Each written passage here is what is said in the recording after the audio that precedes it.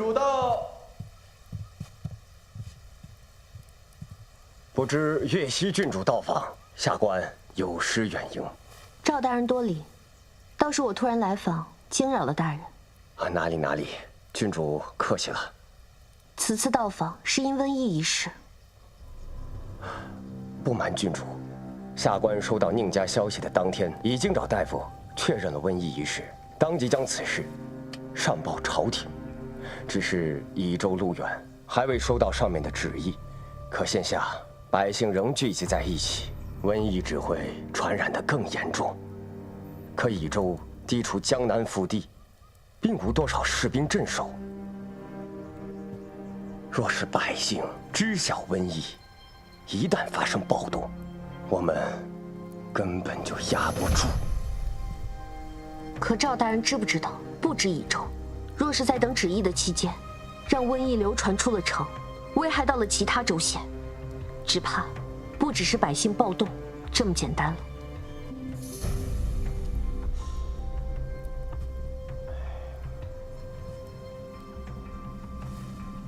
殿下说过，见此章如见他本人，只是不知赵大人还认不认这章子。本以为岳西郡主不过是太子殿下联姻的选择，没想到殿下信任他至此，连私章都交给了他。请郡主吩咐，下官定听命行事。当务之急是请大人封锁宜州城门，避免瘟疫流传出去。大人，我们现在已经……郡主，这话说晚了。下官刚刚收到消息，宜州城门已经从外面封闭，现在的宜州无人能出。这么快？京城到宜州，不论是一差800里加急，还是飞鸽传书，最快都要10日才能送达。封城的消息今日就到了，说明最起码10日之前，京城就收到了宜州瘟疫的消息。而那个时候，宜州的丧事变多，不过刚刚出现了一点苗头。这究竟是有人未卜先知，还是说这场瘟疫本就是一场阴谋？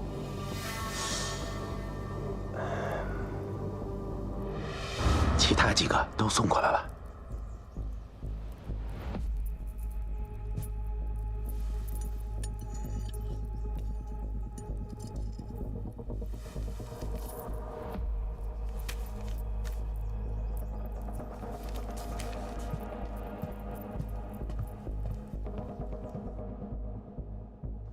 大人，城中百姓不知从何处得知了有瘟疫，现在全部聚集在隔离点，闹着要出城。守城士兵喊着要将他们格杀勿论，我们快拦不住了。哎，放我们出城！我们要出去！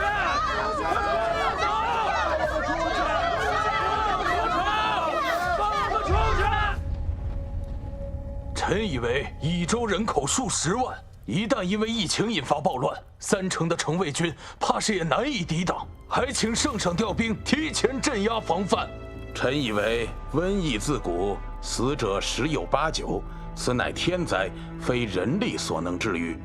避免瘟疫扩散，增加死伤，应死守宜州，不许任何人出城。宜州地处江南腹地，商贸发达，耕地众多，更有人口数10万。若是弃城，不仅尸横遍野，此后宜州耕地无人种，商贸无人理，对我朝更是损失惨重。关键时刻就应该壮士断腕，虽然代价有点大，但却能保附近其他州县百姓安危。再说了，如今宜州瘟疫横行，如此天灾，又有谁敢进城援助？谁说没有人呢？圣上如此英明，我倒要看看哪个居心不良的要弃了我宁王府的族地。臣不负所托，北琼已鸣金收兵，主帅撤离，只留了小部分人镇守边境，已无再战之意。此战我朝大获全胜。好，爱卿辛苦了，朕重重有赏。臣只是做了分内的事，此次回京，听闻益州疫情严重，心中难安，便匆匆赶来，未曾换甲，还望圣上恕罪。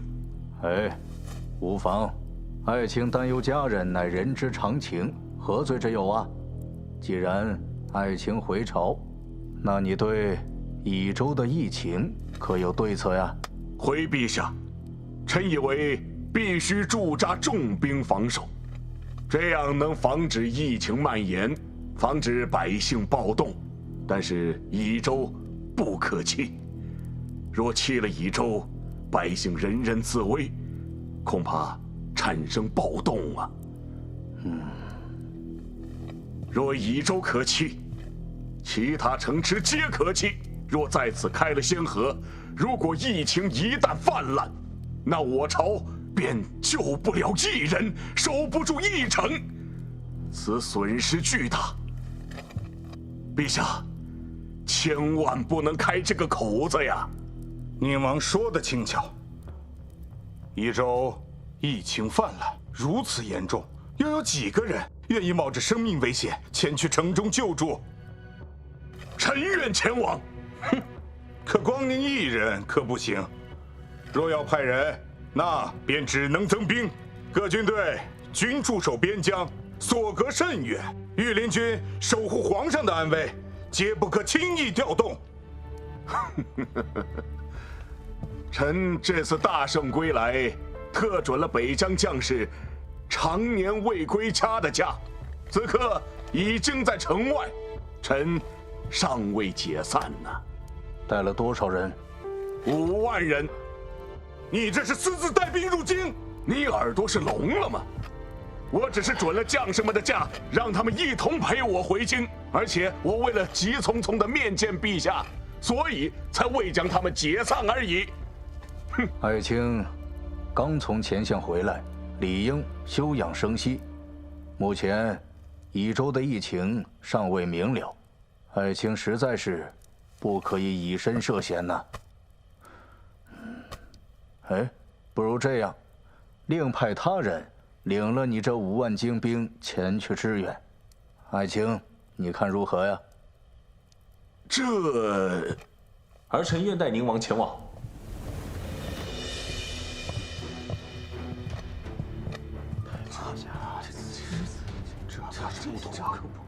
你是一国太子，怎可以身涉险呢？正因为儿臣是太子，所以应该以天下万民为己任。益州不仅有儿臣的爱人，还有我大理数10万臣民。也罢，将这5万军队交给太子，那宁王便无话可说了。既如此，着太子领5万精兵前往益州赈灾吧。儿臣领命。多亏殿下传书，我才带回这么多将士，不至于让益州成为一座孤城啊。还是要多谢君主。既然希儿这么看重你，那我有话就直说了。您请说。我在京城看住这些牛鬼蛇神，但是你要保证，从益州安安全全地把希儿带回来。您放心，我定以性命护之。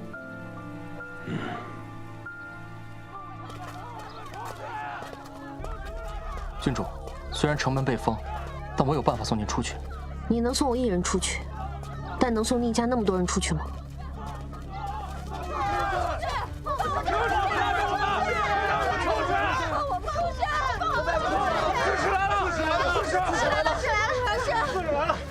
赵刺史，益州为何被封？城中瘟疫，还不让我们逃难，朝廷是放弃我们了吗？是啊，让我出去，我不要在城里等死！你们是要逼死我们吗？我说，我们要诸位，请听我一言，益州被封，是为了防止疫症万一，是为了更多人的安全。朝廷的援助已经在路上，马上就到。现在，各位应配合官府，减少聚集，防止疫症传染更多人。你骗人！外面的兵说出城者杀无赦，你分明就是想困死我们，你根本没把我们放在眼里。放我们出去！放我们出去！放我们出去！城中的高官世家早都跑光了，留下我们这些可怜的老百姓。你们这些贪官分明就是罔顾人命！罔顾人命！本官还在城中，今日之前，根本无闲杂人等知晓瘟疫一事，说有人提前出城，根本是无稽之谈。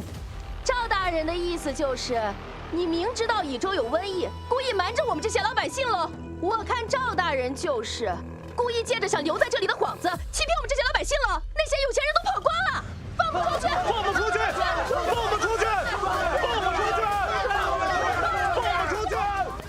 今日带的人多吗？本来不多，但是属下刚刚从人群中看到了不少太子府的人，应该是殿下从京城派来的，刚进城就堵在这儿了。通知宁府所有的侍卫和府兵，要他们全部赶来城门，维护秩序。加上新来的人，应该能拦住这些百姓一时片刻，不让他们冲出城了。你能从人群中直接把他单拎出来吗？我看他面生不像益州人，也没在这次病源中见过。明白，郡主放心。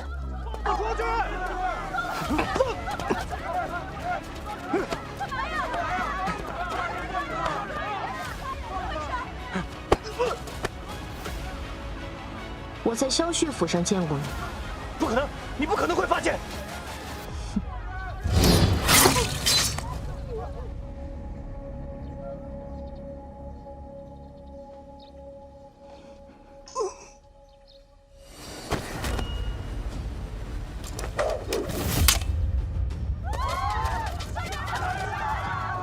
大家不要被奸人怂恿蛊惑，速度离去，免得伤了自己。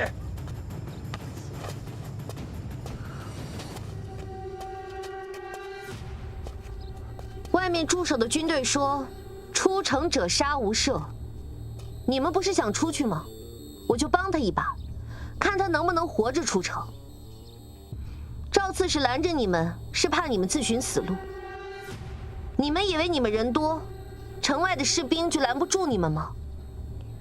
你们确定要拿命跟城外那些带刀带枪的士兵拼上一拼吗？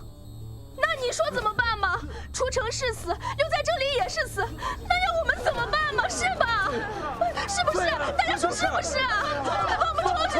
谁说留在城内就是死啊？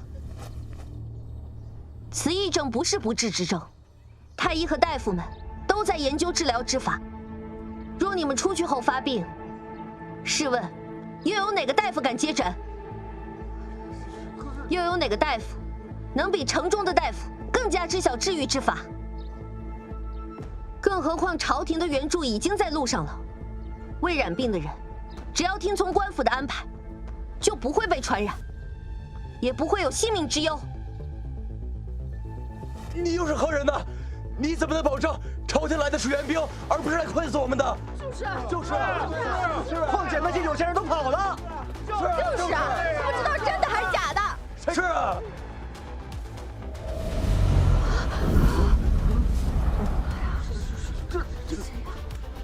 我乃宁王嫡女岳西郡主，更是皇太子妃。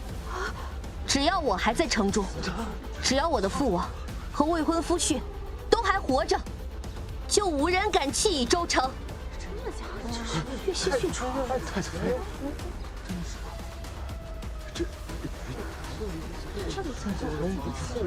真的假的？你见过岳西郡主吗？就是啊，没见过。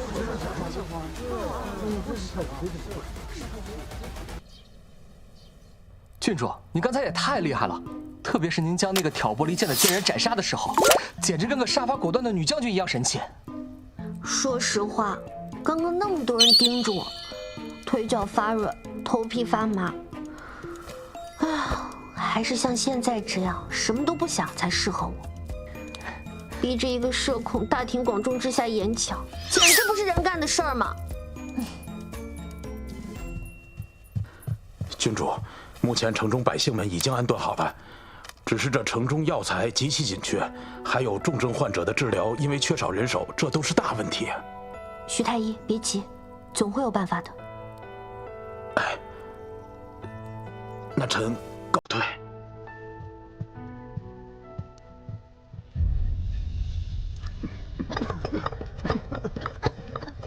这个马上磨好。好啊。这样。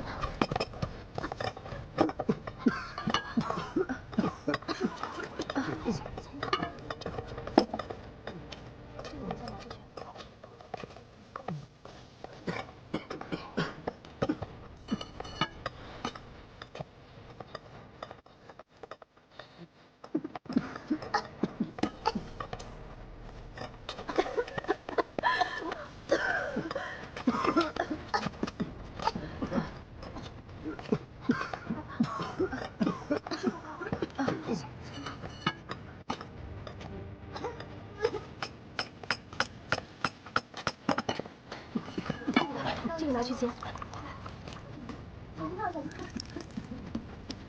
来来来。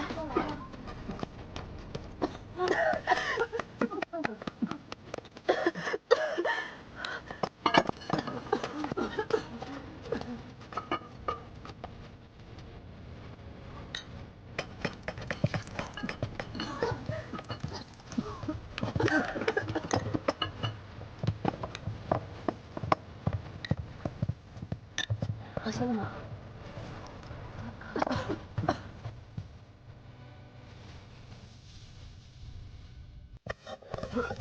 慢点，慢点。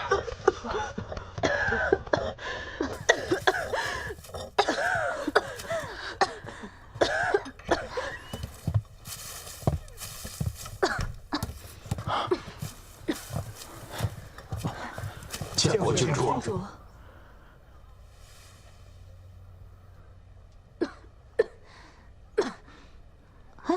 小春花呢？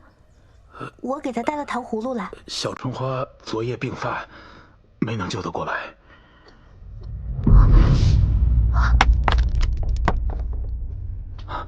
郡主，都是下官无能，至今未能寻得治疗方法。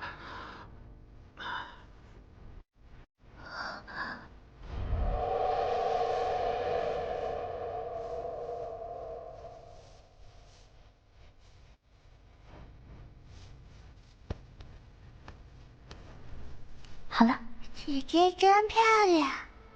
那姐姐下次来的时候啊，给你带糖葫芦吃，好不好？谢谢姐姐。真乖。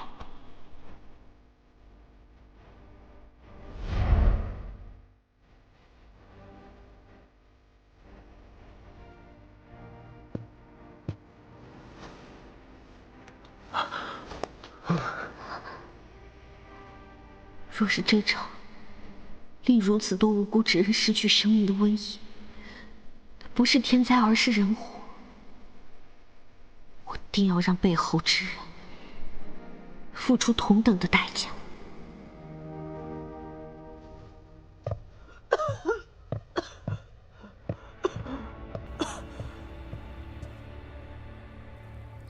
打听到了吗？我找到了金月来最先办丧事的10几户人家，居然有一大半都出自同一条巷子。同一条巷子？怎么这么巧啊？若这疫症真是人为制造的，那这巷子必定就是制造疫症的源头。你马上出发，挨家问一下，看看他们平常生活所需的物资的采买和用水都是哪里取得的。是。看来这场瘟疫的背后有更大的阴谋。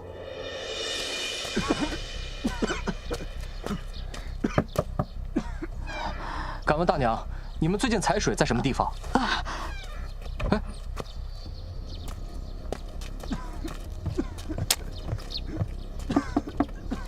请问一下，你们最近采水都在什么地方？就在那个地方。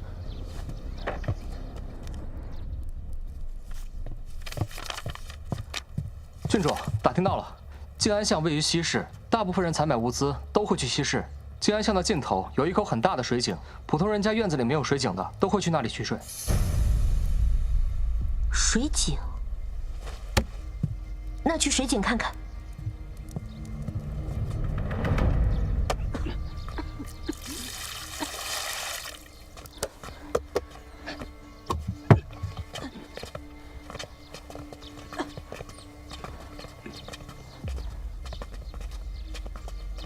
这口井最近有发生什么奇怪的事情吗？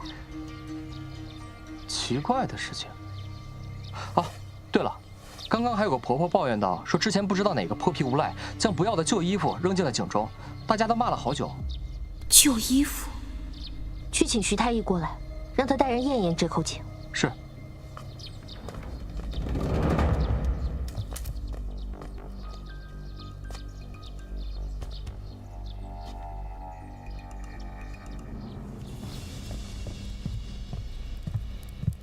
娘娘，益州那边已经被宁初曦查到了。死了还是聋了？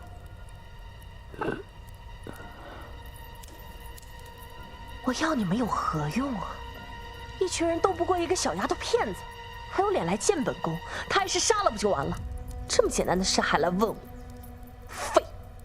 宁初曦背后有宁王，有太子，益州刺史对他都是言听计从。我们的人在聚众的时候还被他抓了杀鸡儆猴，他身边还有一个身手不凡的护卫，想要下手，恐怕很难。他在益州待了那么久，竟然没染上疫病，还真是命大。他到益州的时候，宁府里已经有人咳嗽、高热，但他反应太快了，迅速把众人隔离了。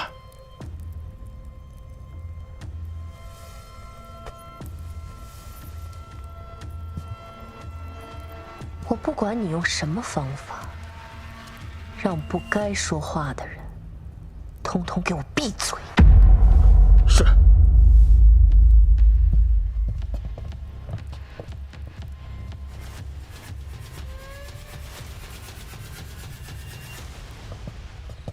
郡主，附近所有的药商把药价翻了几10倍，再这样下去，整个王府掏空也无济于事。周围几个县呢？都一样。看来他们是有备而来。是啊。郡主小心！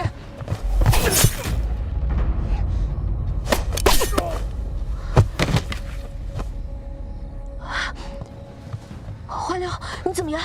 我没事。小姐，小姐，你没事吧？我没事，快把怀流扶进房间去。啊，是。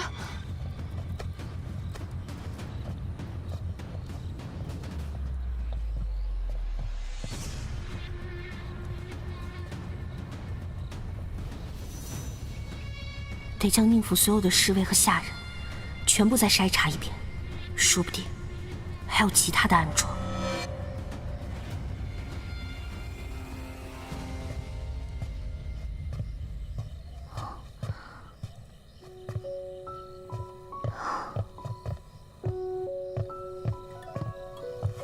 太医，郡主，还好，那一刀扎进去的位置不深，万幸避开了脏器。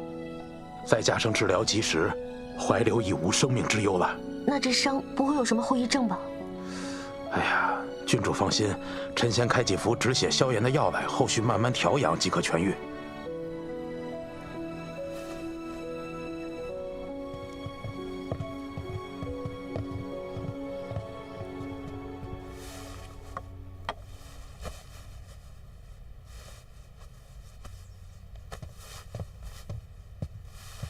郡主，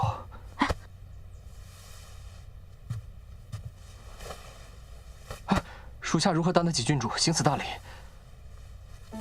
救命之恩等同在造，你如何担不起？郡主言重，保护郡主本就是我等的职责。可你是萧先恒的人，若不是听命去保护我，本不用跟我一起进入益州，陷入险地。郡主不必自责。本就是怀流心怀愧疚。你对我有愧？之前，郡主被林玉带陷害，我本奉命暗中保护郡主，当时我就带人守在了羽长阁之外，但是，因为我的掉以轻心和疏忽大意，导致郡主被掳，险些酿成大祸。此事，怀留难辞其咎。你是说，此前萧星恒就让你暗中保护我？属下以命相护，是知道，若是郡主出了事，主子不仅会疯，怕是最后也不会躲活。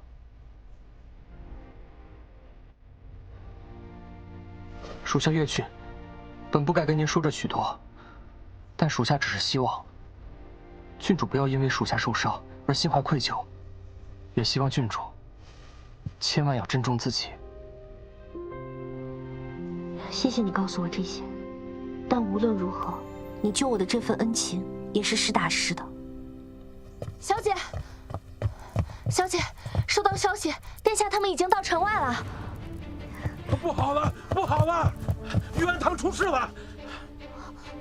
许是这伙人知道刺杀失败的消息，又得知朝廷援兵马上就到，因此想在这里不顾一切取我性命。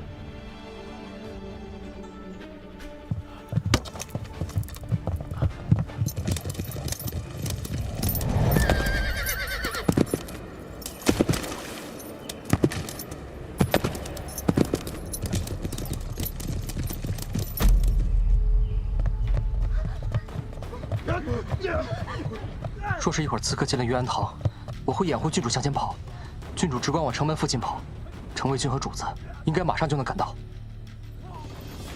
玉安堂内全是老弱病患，若是这群刺客冲了进来，整个玉安堂都凶多吉少。郡主，不要想这么多了。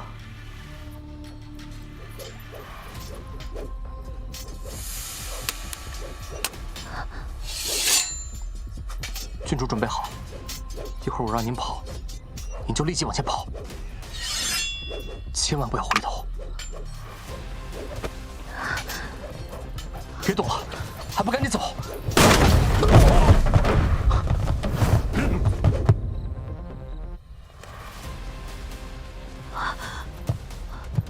郡主，快跑！跑啊！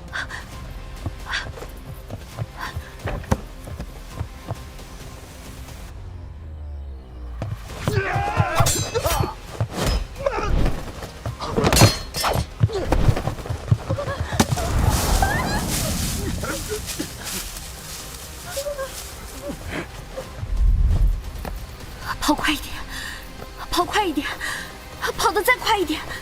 怀留和玉安堂的人都还在等着我。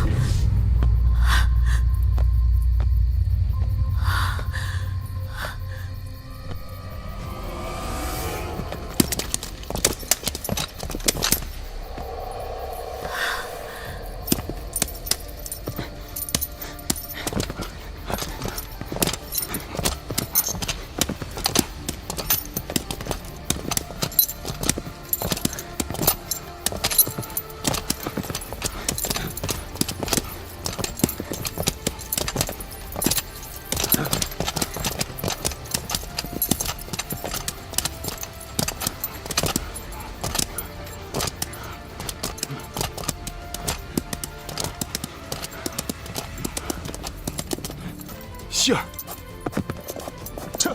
萧星恒，玉安堂，快去救援！快点！所有人留下，保护郡主安全。是，撤！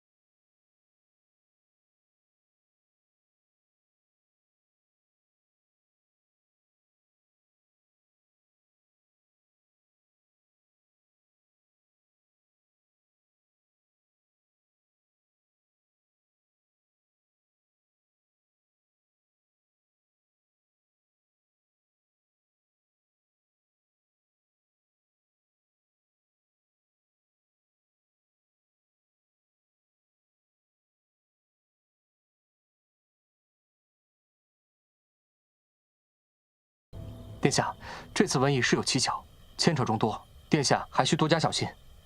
还有，昨日我们刚查出疫病来源于水井投毒，今日便有人想要将太子妃置于死地。小心河。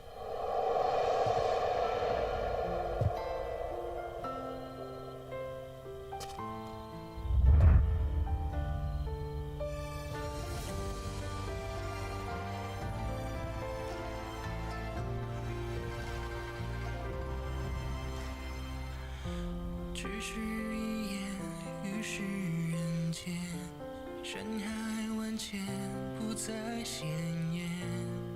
我们在不知不觉间，系上了红线，时间的线一起直面，花落之间，再爱一遍，将化作风和你。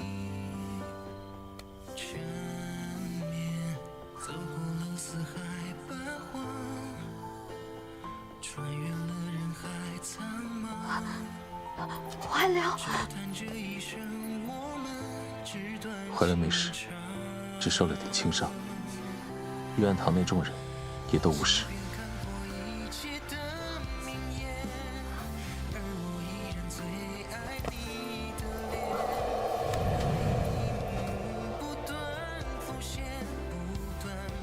你先好好回宁府休息，后面的事情我会处理。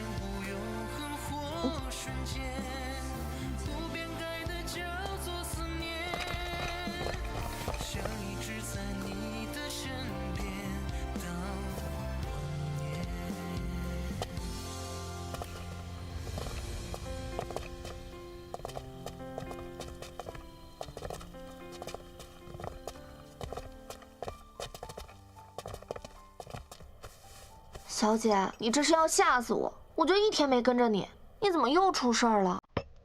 这段时间还真是多灾多难。你说我是不是应该找个庙去拜一拜？您是该去拜拜，让佛祖保佑您呢，别再受伤了。这算什么伤啊？这是我跑脱力后不小心在地上磕的，怀流那才是真受伤了。要不我去庙里拜一拜的时候，也顺带捎上怀流。幸亏太子殿下来得及时。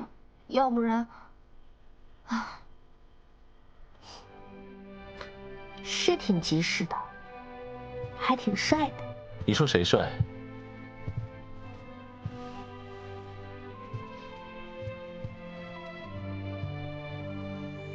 我怀流的伤怎么样了？严重吗？你我这么久未见，结果开口就问其他男人的情况。大佬怎么谁的醋都吃？怀流没事，只是受了点小伤，不用担心。那就好。你就没有其他的话想跟我说？你过来，再过来点儿。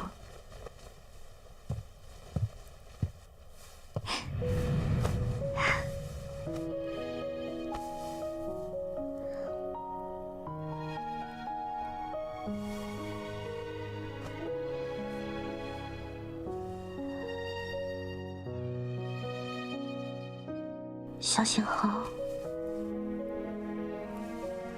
我好想你。我也是。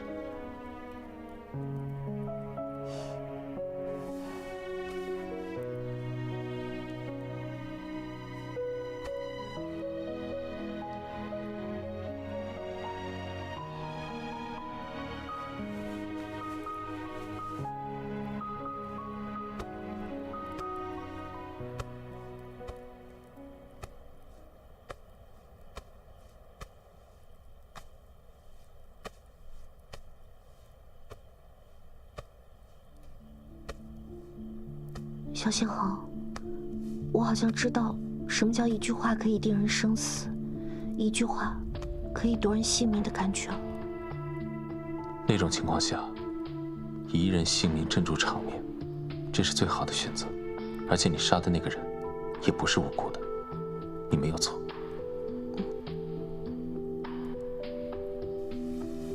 我以为你过几日才会到。我先率了3000骑兵过来，大部队还在路上，过几日就都到了。你亲自来了，那京城怎么办？无妨，宁王已经先回京了，有他在，那些人不敢轻举妄动。这场瘟疫应该是萧旭主导的，但萧汉也参与进来了。的确，瘟疫不仅是冲着我来的，更像是冲着整个宁府和益州来的。若是宁府和益州出事，老头子在前线必然会受影响。若我再出事，跟萧宪恒的婚事自然是告吹，老头子也很有可能跟萧宪恒反目，可谓是一箭双雕。这种为达目的便草菅人命的手段，的确和萧旭想获取兵权，便想折损15万将士的阴毒计划如出一辙。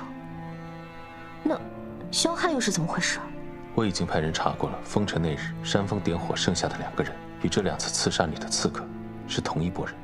你是说萧旭派了人传染瘟疫和挑拨闹事，而另一批人则是专门来刺杀我的？是。谈个恋爱好烦哦。后悔了？那倒是没有。不过殿下的聘礼准备好了吗？娶本郡主可是很贵的。本宫以整个灵华宫为聘，不知够不够娶郡主？勉强够吧。那本宫还要多谢郡主下嫁。应该的，不用谢，不用谢。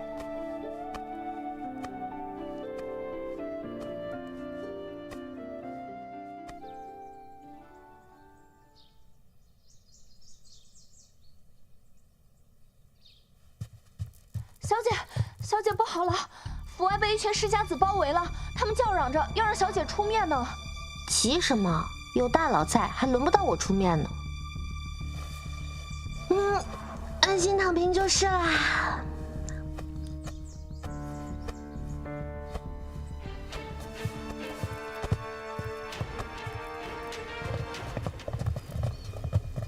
我说李成，你脑子进水了吧你？竟敢来我宁王府闹事儿！你是不是忘了，我们家只是因为低调，所以才没在门上挂宁王府3个大字？哎，此言差矣，我们今天可不是来闹事儿的，不过是想求见岳西郡主，希望岳西郡主赐我们一些药草罢了。我呸！有你这样求药的？再说了，现在药草本就紧缺，凭什么给你们呢？就凭你们一个个一天只知道吃喝玩乐。哎呀，疫情发作时还要出门，封城之后像个缩头乌龟似的躲在家中，都不如人家寒门子弟还知道出门帮忙。你别说的跟你们多高尚似的，太子运来的那些药草不全被你们垄断？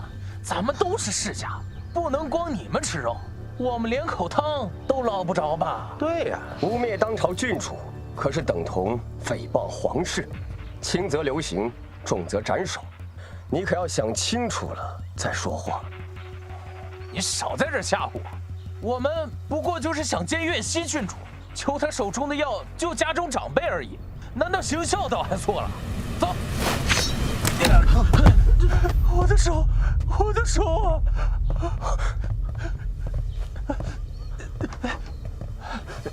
拜见太子殿下！拜见太子殿下！哪来的狗东西，也敢找岳西郡主的麻烦？殿下饶命！小的只是因为家父患病，这才想向郡主求药，一点都没有为难郡主的意思啊！留你一命，是因为你是为了尽孝。如今所有的药材由官府统一配送，优先给御安堂、道观、书院的患者使用，其他仅患咳疾的人且等上些时日。朝廷派来的药材已经在路上，再过不久，人人都可以吃上药。若有单独需要提前用药者，不用来宁府，尽管来找本宫。可还有疑问？没有，还不快滚！滚！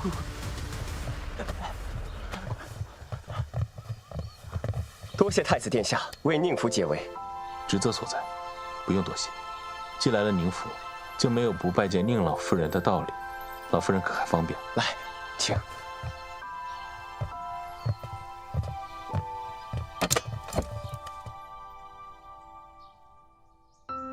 上就是年关了，殿下一个人身在益州，无亲无故的，若不介意，就在府上过节吧。是，祖母。哎。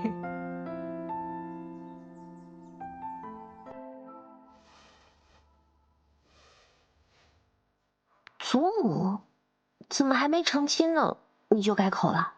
什么？祖母究竟跟你说了什么？秘密。不过我更好奇，你是怎么跟祖母保证的？祖母能让你还没过门就改口了？我答应了祖母，她担心的都不会发生。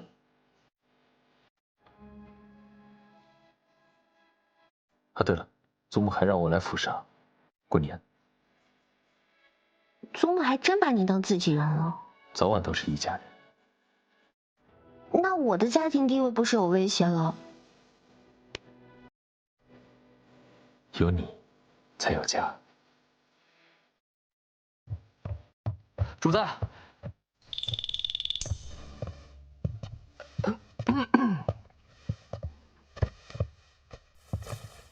主子，你让我查的宫中10年前那场瘟疫和这次瘟疫的症状，果然如出一辙。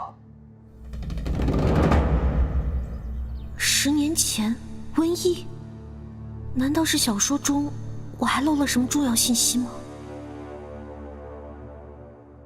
？10年前到底发生什么了？是瘟疫。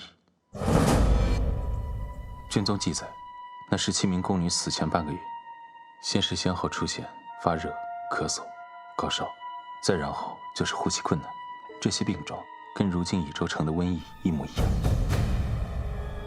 主子，益州瘟疫，萧兴亨已经查到我们了，至多10日，他便会带着证据回到京城。之前让你们查的事，查得怎么样了？的确如您所料，当年叶庭那场来势汹汹的瘟疫，与如今益州城内爆发的瘟疫症状一模一样。属下翻阅了当年记录叶庭瘟疫的卷宗，确定益州城瘟疫与当年叶庭的瘟疫的确同宗同源。所以10年前那场瘟疫也是人为，可是为什么？因为萧汉。对哦，萧汉的生母就是叶庭的宫女。那希儿，如果这背后之人与我猜测一致，那此事就非同一般。我必须马上回京一趟。那我跟你一起去。不行。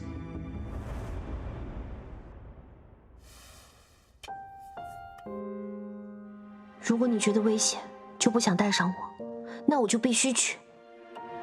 至少我在你身边，你才不会把自己置于危险之中。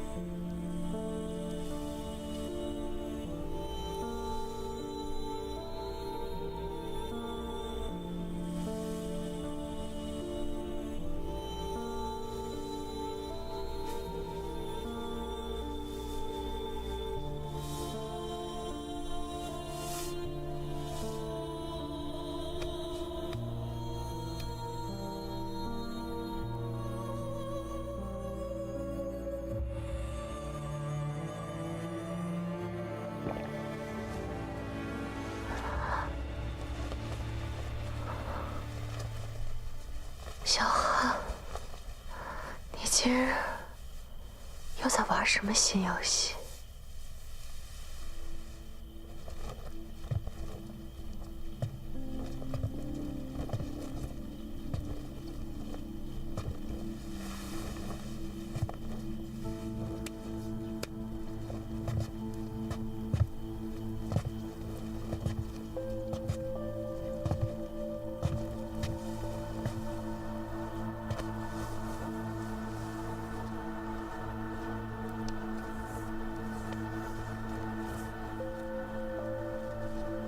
你怎么了？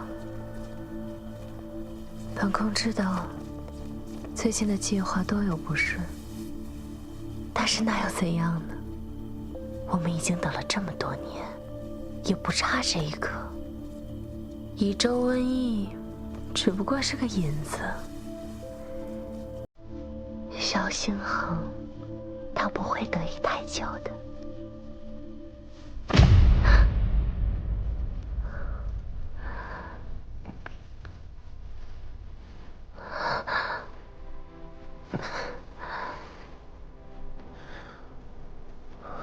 7年前，后宫掖庭17名宫女相继发病身亡，娘娘可还记得？据卷宗记载，那17名宫女死前半个月，先是出现了发热、头痛、高烧，甚至呼吸困难，这些症状与如今益州城所发瘟疫症状一模一样。而那瘟疫从何而来？娘娘与儿臣心知肚明。为何？贵妃娘娘，当年在掖庭之中，你想杀之人是谁？儿臣辗转反侧，彻夜难眠多日，左思右想，也只能是一个人。你是何时知晓的？从你小杀宁出心灭口的那一晚。哟，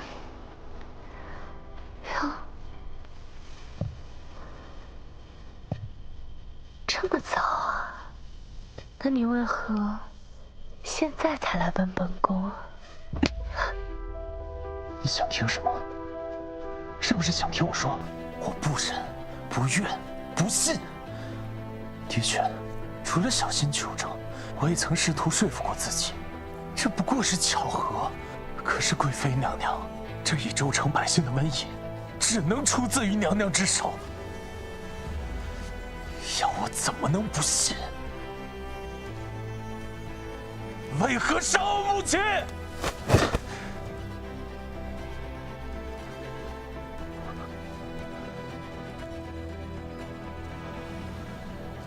本宫给你讲个故事吧。从前有位女子，因为家族趋炎附势，谄媚权贵，被当作族姐顾宠的礼物送入宫中。她果然不负家族厚望，得了几月的恩宠，有了身孕。可防不住深宫重重，人心险恶。孩子没了，女子也失去了做母亲的资格。后来，族姐的孩子长大了，家族也从一开始寻求后宫顾宠，变成了储君之位的争夺。于是，便开始劝说女子收养深宫中的皇子为己所用。可拿捏人心不易，不能找后宫中有母族作为依靠的皇子，只有一无所有、深陷绝望的孩子，才能被铸成最听话的头。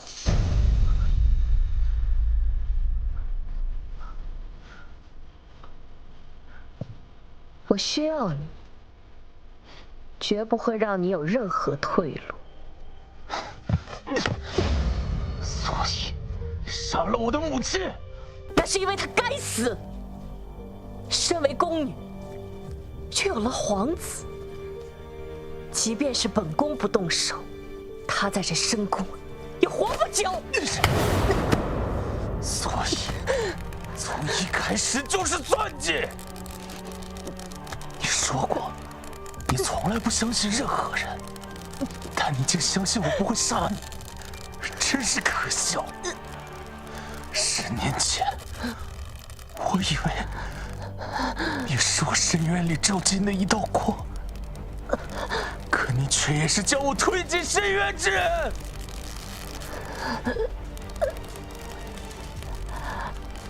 饶寒，别！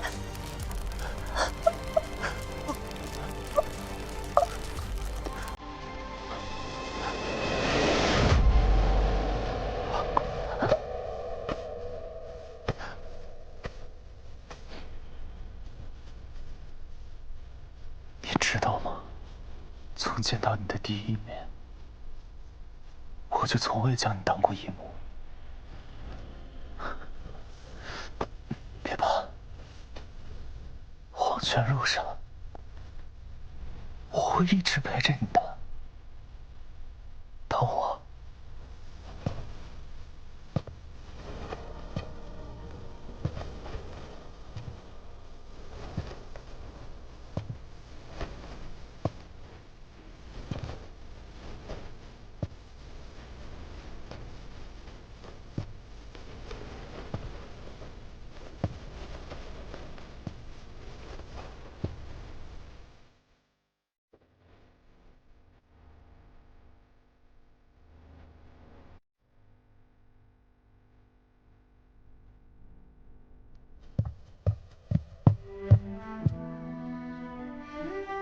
没想到，在我死之前，我还能见到你。你杀了他，他本就该死，难道不是吗？我帮你动手，免得脏了太子殿下的手。贵妃之罪，自有大理皇法处置他，轮不到你处决他。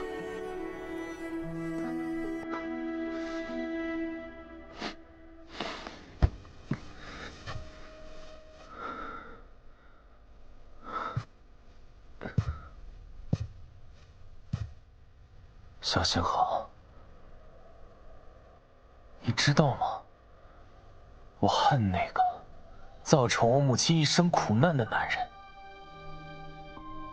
我恨所有明明跟我同一个父亲，人生却是天差地别的兄弟姐妹们。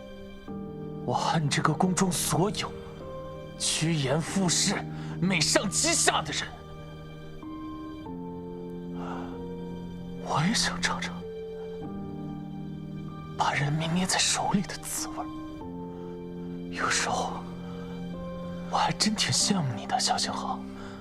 你虽与我一样，自小被抛弃，在刘国皇室受着与我一样的苦，回到宫里受到朝臣和圣上的冷落。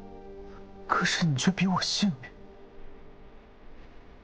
你的母家门第显赫，权势滔天，还有宁初熙的喜欢和宁王府的支持，而我什么都没有。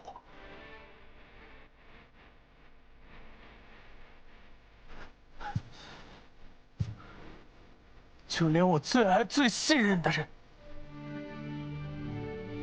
都是假的。小寒，别再执迷不悟了，你还可以回头的。回头？来不及了。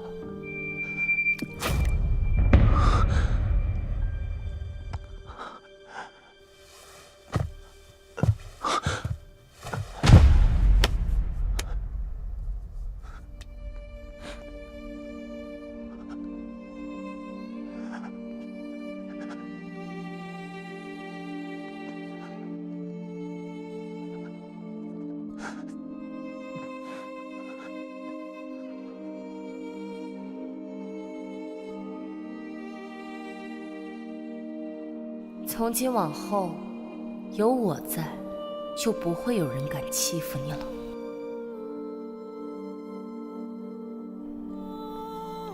下辈子，我们干干净净的相遇。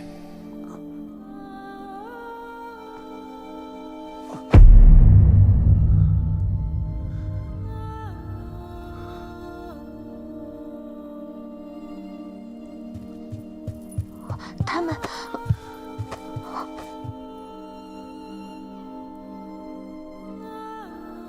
别看。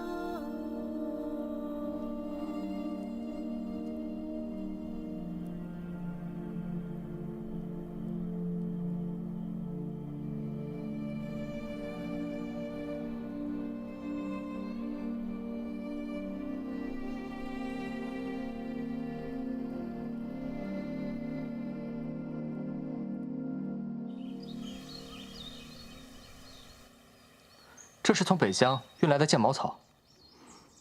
剑茅草是什么？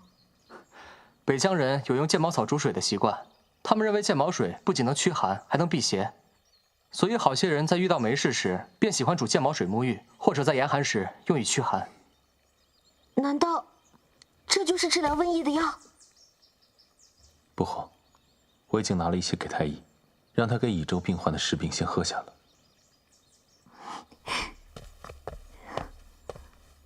参见太子殿下，郡主。下官将剑茅草熬成浓之后，喂给了垂危的几个病人，他们的烧已经开始往下降了。这剑茅有用啊！那这剑茅乙州可有足够的存量？说来惭愧，这剑茅产自北疆，多用来驱寒辟邪，并未被列入正统草药的范围，这才被下官等忽略了。因这剑茅多作为小众的生活百货售卖，所以存量并不多。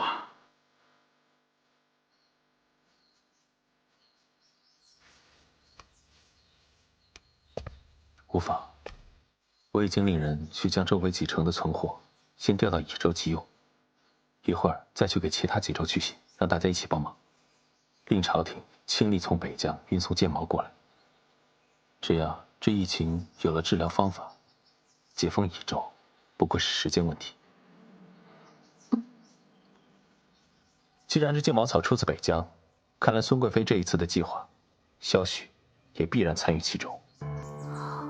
是啊，就是他一直在勾结北疆的大皇子啊。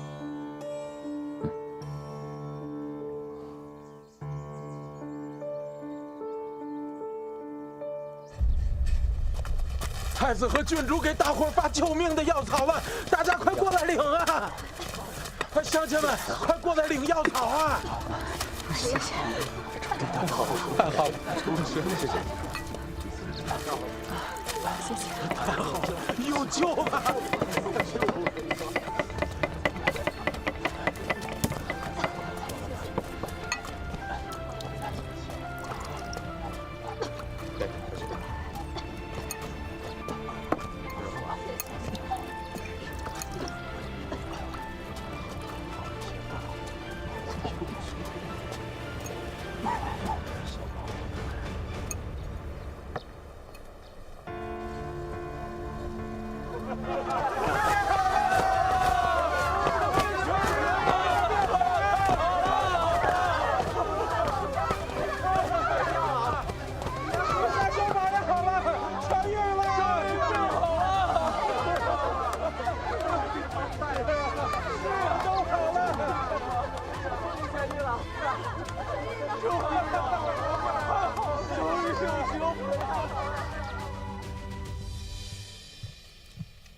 殿下，益州失败，太子昨夜赶回京城后，连夜进宫，宫中传出消息，贵妃和五皇子已经……太子见了萧汉，恐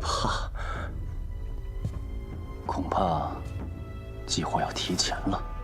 是。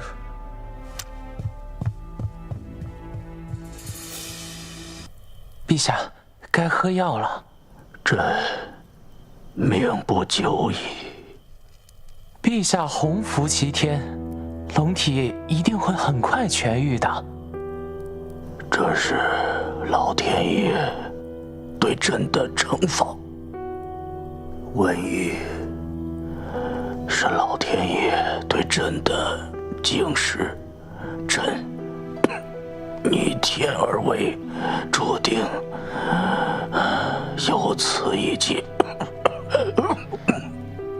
瘟瘟疫已经被太子殿下控制住了，太子殿下代陛下福泽万民，这也是陛下的功劳啊。太子，来，扶朕起来。陛下小心，陛下还是先把药喝了吧。朕要逆诏，朕要传位给太子。明日召集大臣觐见，朕要昭告天下，太子仁德，可替朕福泽天下。是。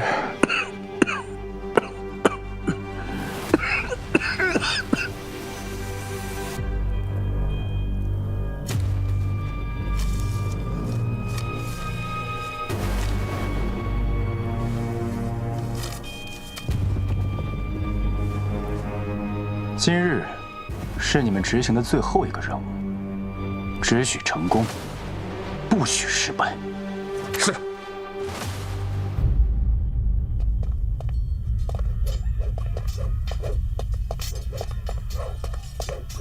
外面是什么声音啊？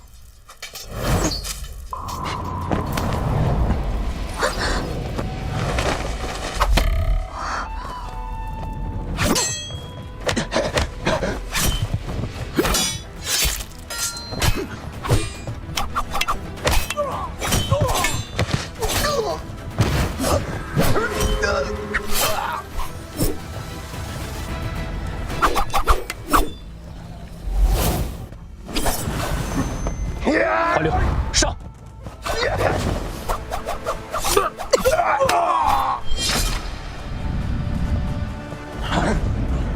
小怀流，没有我不行吧？那有什么办法呢？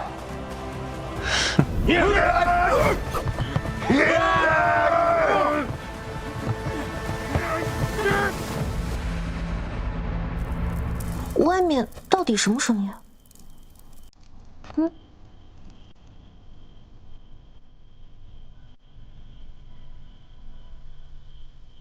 你闭眼干嘛？以为我要对你做什么？该睡觉了。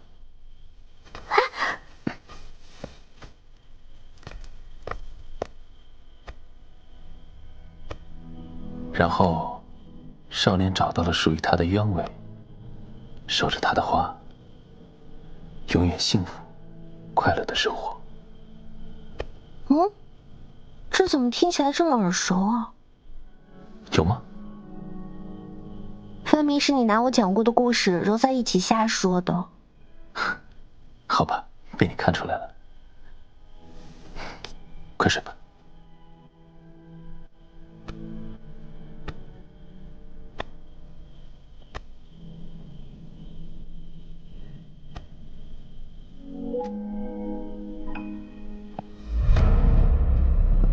主子，宫内传来消息，陛下病重难医，恐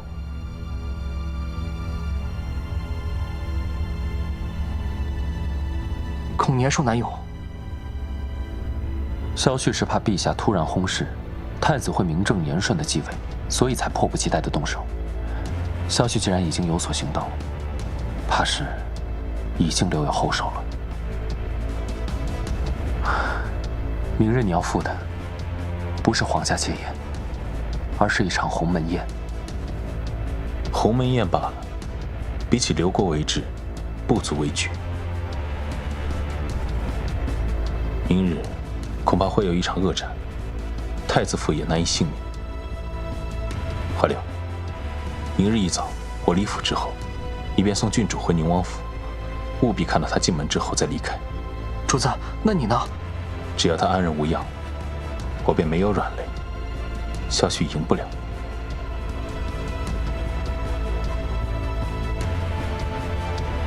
明日我会带郑国公府的4兵在宫外接应你，若宫门有异动，我便杀进去。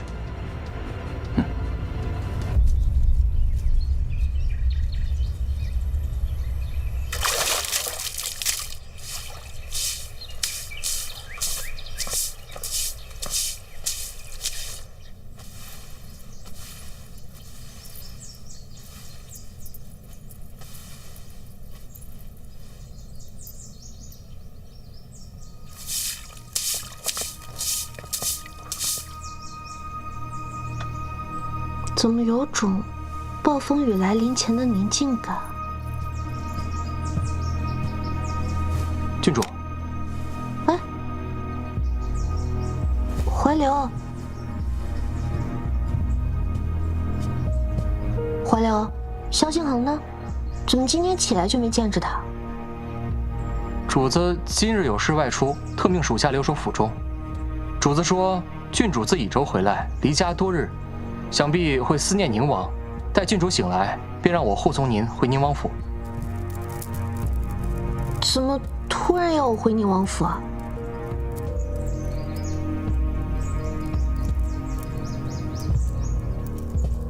怀流，你老实告诉我，萧星恒到底在哪儿？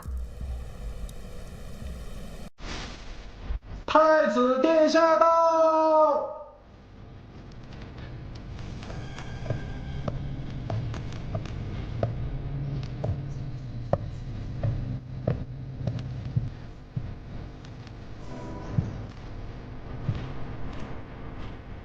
皇兄还是这般爱摆架子，吸引所有人的目光。儿臣来迟，参见父皇。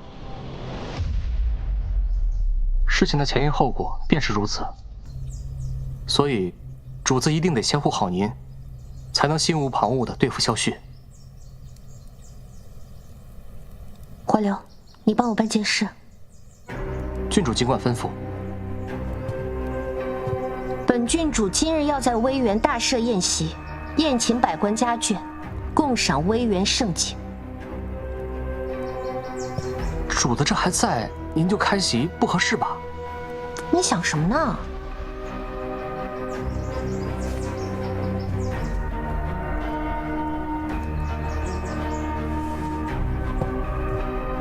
郡主放心。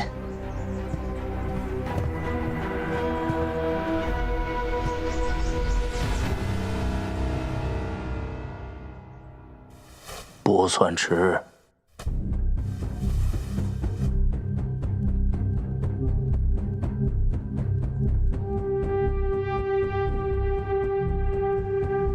看来父皇病重难愈，如今已经传遍朝野。诸位心里已经择好了明主，只是父皇还安然无恙坐在此处，诸位便如此迫不及待，莫非是想逼宫？皇兄此言差矣，识时务者为俊杰，他们不过是做了最正确的选择。父皇年迈病重，也不宜为朝政与百姓忧思，不如早些退位，颐养天年。好，本宫作为太子，尚不能接下江山社稷的重担，三弟倒是比父皇和本宫还着急。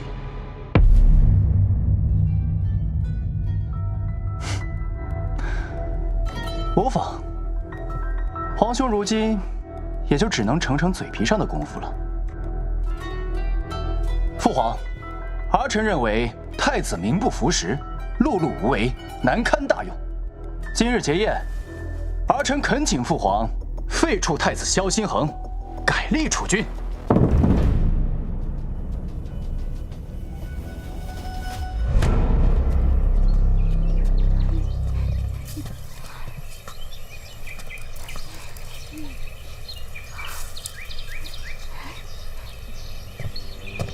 李小姐，你怎么会在此？我也想问赵夫人，你怎么？郡主请柬上分明写了只请我一人。我的请柬上面也是这么写的。我的也是。郡主，这是怎么回事？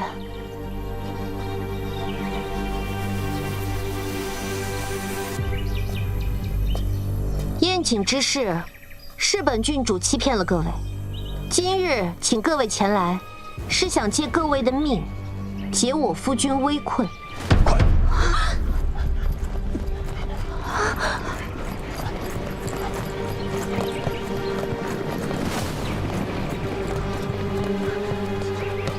郡主，您这是在说笑吗？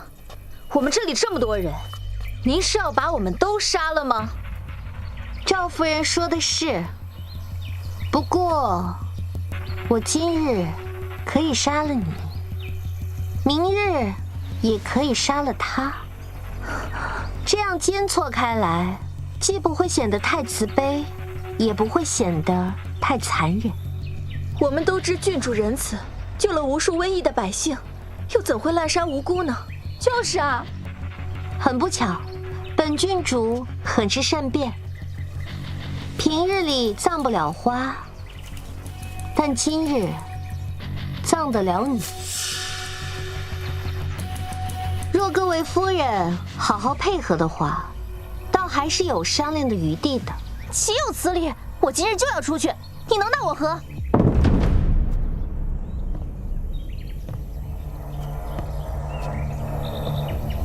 我想，你还没有搞清楚。我的意思是，今日无本郡主令，擅出威远者，就地诛杀。你敢！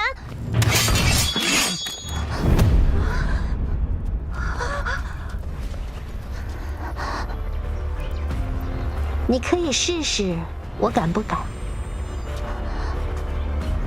诸位，请放宽心，既然大家都是来赴宴的，本郡主定会保大家安全。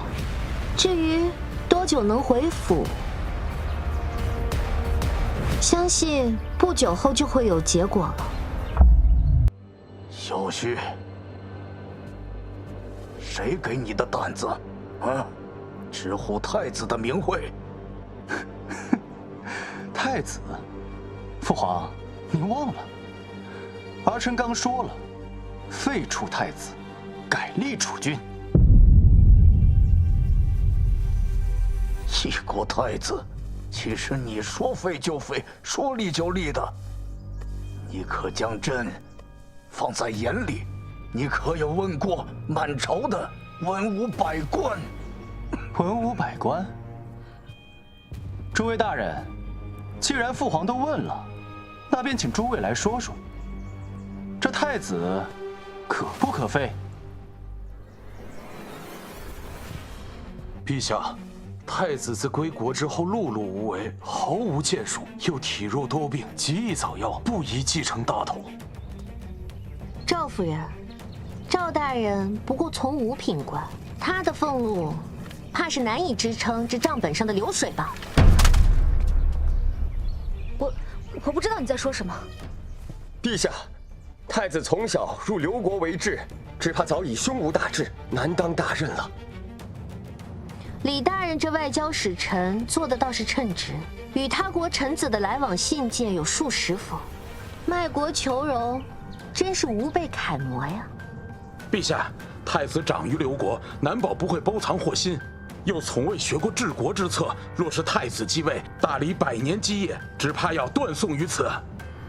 明码标价，买卖官权，将一群胸无点墨的纨绔纳入朝堂，往小了说是贪财丧志，往大了说，杜大人这是想从内部瓦解，毁了我大理100年基业。我不知道，我不知道。你们，朕竟养了一群有目无珠、目光短浅的酒囊饭袋。陛下，保重龙体。父皇，您看，为了让您高兴，儿臣让这满朝文武都同意了，您还有什么要求？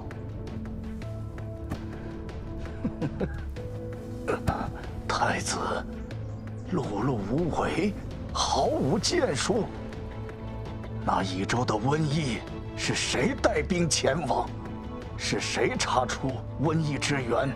又是谁寻到治疗之法？你们一个个只会喊着弃城的时候，是谁有胆魄去救黎民百姓于危难之中？刘国为质，胸无大志。若非太子出治刘国，你们还能有命活到现在？高官厚禄、朱门酒肉，都将你们的脑子堵住了。就算萧兴恒的确做了1、2件事，可是那又如何？他除了会帮助宁初曦和宁王府，哪里比得上我？父皇，如今境况，可由不得你说不了。你，陛下保重龙体，保重龙体啊！皇城内虽没有几万精兵，但也有数千羽林军。萧旭，你哪来的底气说出这种话？羽林军，萧星恒，你不若试试，看看如今的羽林军究竟听谁的差遣？萧旭，你好大的胆子！想不到朕多年的教导，竟养出你个野心勃勃、大逆不道的白眼狼！父皇，儿臣这不叫野心勃勃，这叫雄心壮志。生在帝王之家，谁不想登上那个至高无上的位置？儿臣不过是比有些沽名钓誉的人更加坦诚，将这份雄心摆在明面上罢了。萧星恒，你那是什么眼神？你有什么可傲气的？我从小长于父皇身侧，受太傅教导，学治国理政之策，习济世为民之理。而你呢？你在干什么？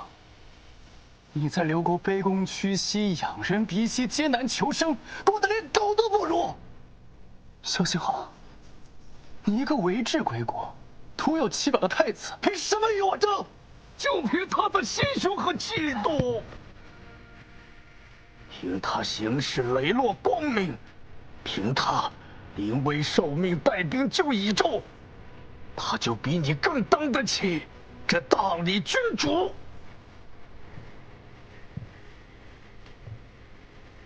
父皇，如今惹怒儿臣，可不是明智之举。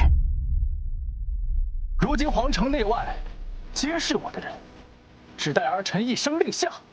父皇，您是想儿臣兵不血刃的继位，还是想血流成河的夺权？孽障！父皇有皇兄这般仁心爱民，定不忍牵连宫内众多士兵与宫人的性命，不忍百姓流离受苦吧？是吗，萧旭？那你大可试试。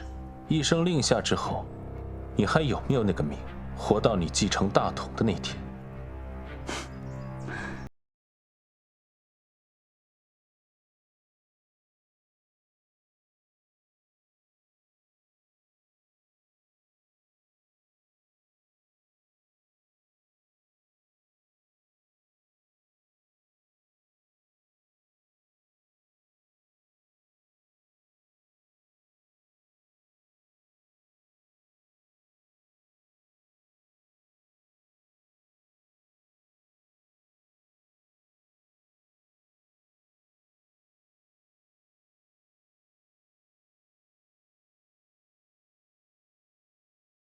心疼了？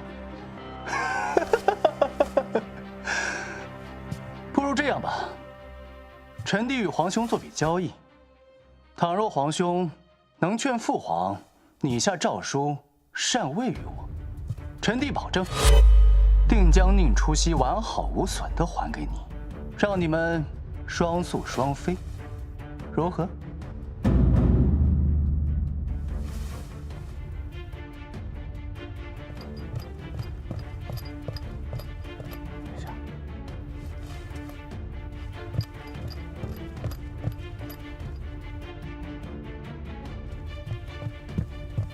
参见陛下。殿下，郡主今日突来兴致，便在威园设宴，邀请群臣的家眷共赏威园盛景。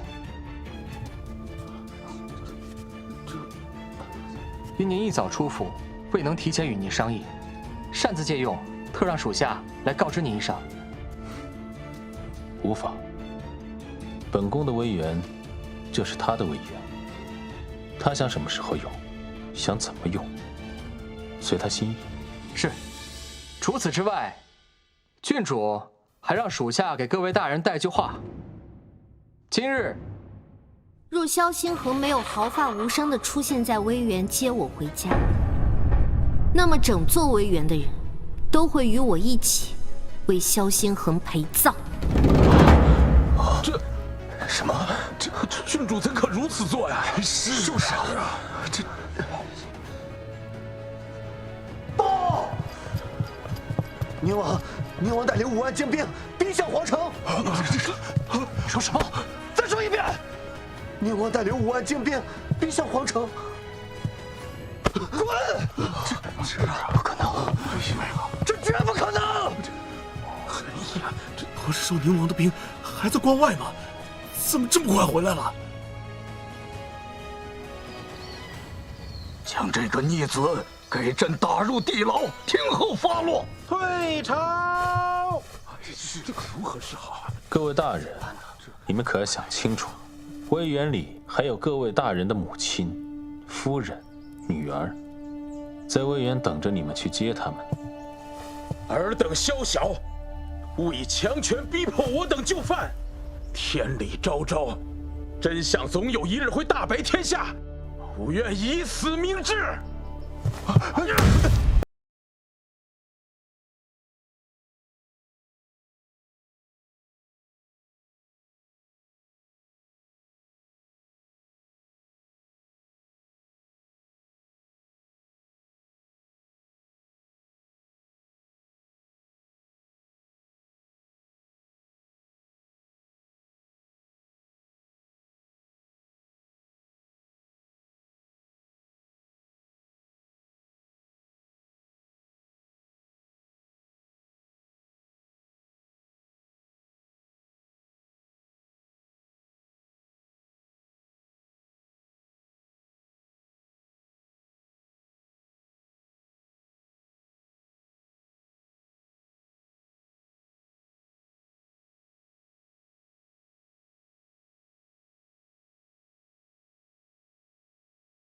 天下了。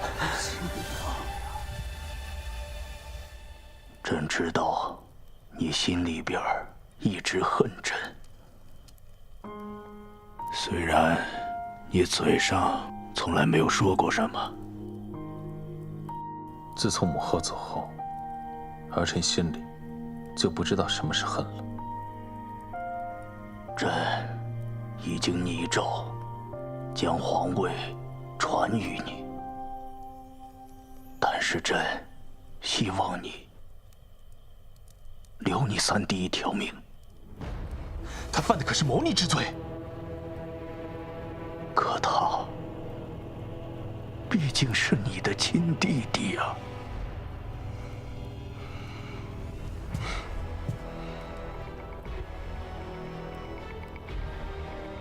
父皇还是好好休息吧。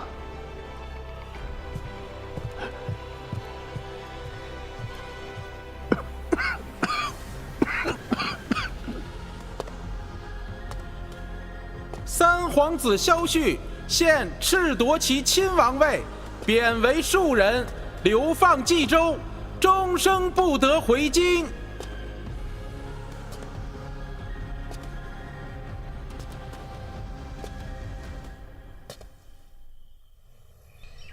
希儿，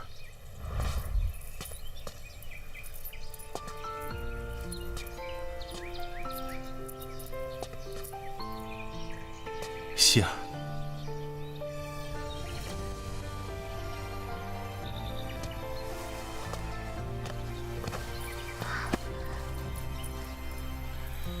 只是一眼，于世人间，山海万千，不再鲜艳。我们在不知不觉间。其实，在他们第一次有谋反之心的时候，我就知道，只是我一直在放任他们的联系。你会不会觉得我这样很坏，很自私？是挺坏的。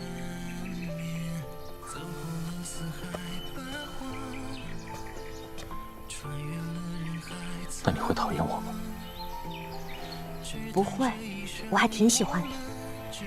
萧先恒，你很好，自私也好，狠毒也罢，都是为了将幕后危害家国安宁之人一网打尽。你保护了你的父亲、你的妻子、你的子民，是无私，更是大爱。所以，不要怕。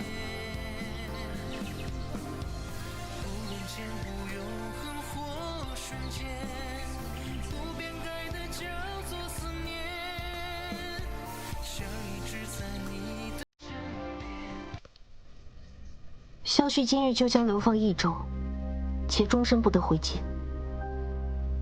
如果我是你，我将从这深宫中永远的离开。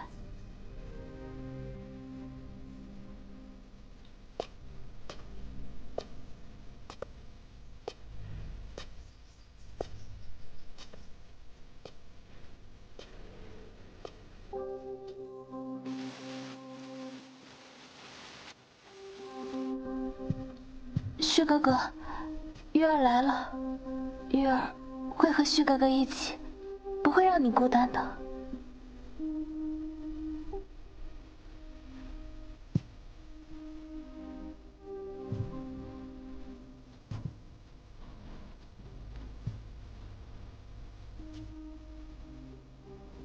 我昨夜做了一个梦。梦？我梦见我与宁除夕订了婚，鸳鸯闭合，举案齐眉，执子之手，与子偕老。宁除夕仍旧爱我如痴，而我借助宁王府的势力，仅仅用3年时间，便蚕食了部分北疆士兵。3年之后，在我的安排下，萧敬恒在秋猎之后不久，兵符交给你，也生重不治。日后好好爱护西阳。我在宁王的支持下，终于顺利登上了太子之位。再后来，我为了迎娶我最心爱的人，也为了除掉早已对我无用却时时压制我的宁王府，我默许你诬陷宁除夕与侍卫私通，放任其被毒杀。果然，只要是旭儿送的酒，你永远都不会怀疑。叶幕，救我！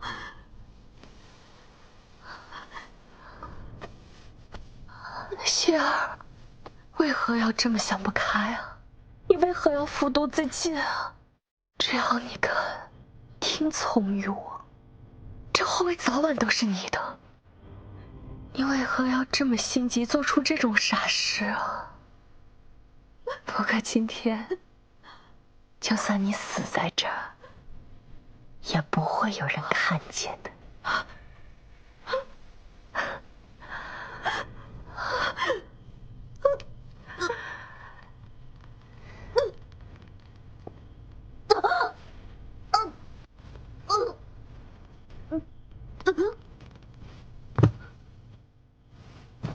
宁除夕死后，宁王造反，为谋逆叛国之民，将宁王斩于马下。在此后，又除掉了处处与我作对的萧汉之后，我终于顺利登上了皇位。吾皇万岁万岁万岁！封了我心爱之人为后。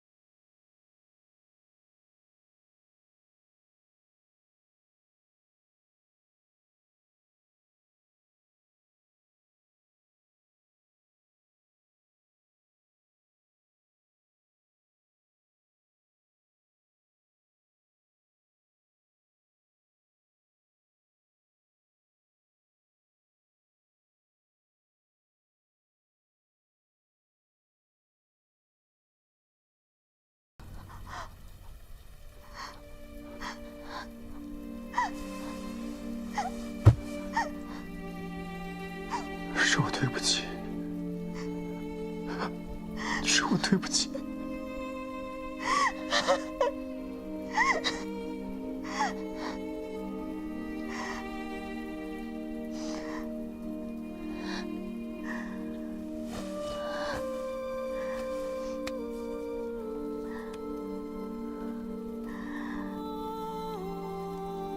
你真的爱过我吗？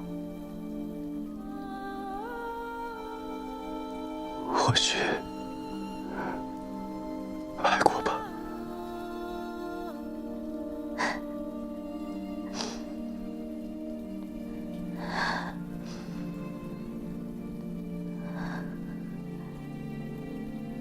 你能不能最后抱抱我？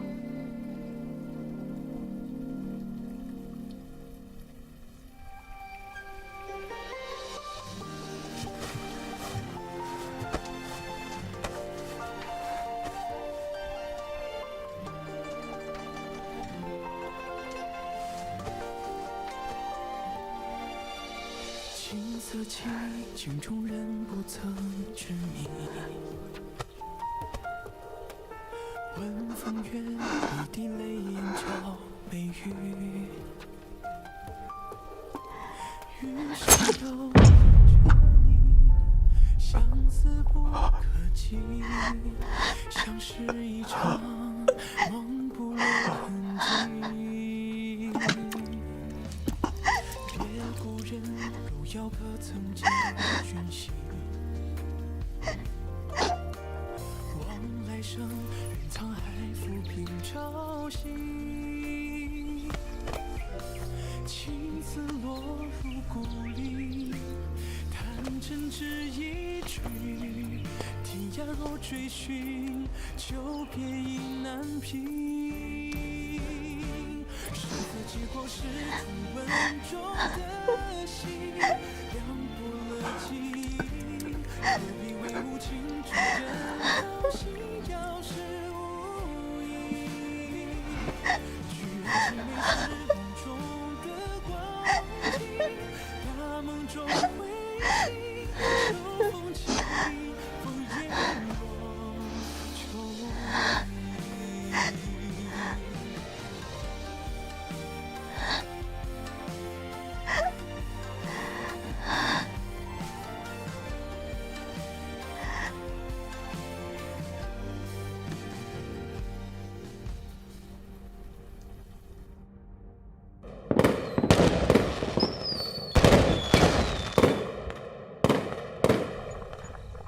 好，多吃蟹棒。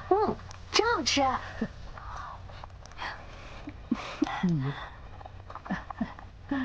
慢点吃。知道了，我又不是小孩子了。是啊，您多吃点。多吃点儿。要不我给你剥点虾吧。我的希儿终于找到好的归宿了。母亲，你就少操点心吧，儿孙自有儿孙福。大哥，太子这个女婿，您可还满意？我这个女婿文武双全，温文尔雅，希儿嫁给他是修了几辈子的福气了。是。希儿，你可要好好珍惜天定的缘分呐。来，我们干了此杯吧。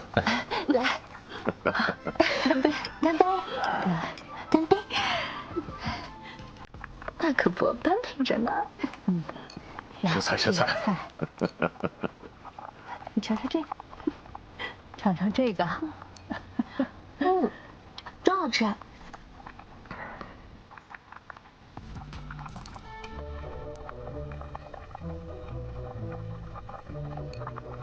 太子殿下现在应该日理万机，怎么会有这种闲情雅致，做这种细枝末微的事儿？与希儿有关的一切事情，对我而言，都不是微末小事，我自然也要亲力亲为。我知道啦。哎呦，我宁王府都买不起一个新碟子装调料了，让太子殿下亲自的给我女儿挑香菜呀。行了，你又舍不得女儿了是吧？母亲呐，你不知道希儿在外面这3年我是怎么过的呀？你怎么过的？靠内耗过的呀。你呀，这么赖呆，干嘛去啊？别去了，吃点吧。行，坐着吃。来，我敬你一个，干杯。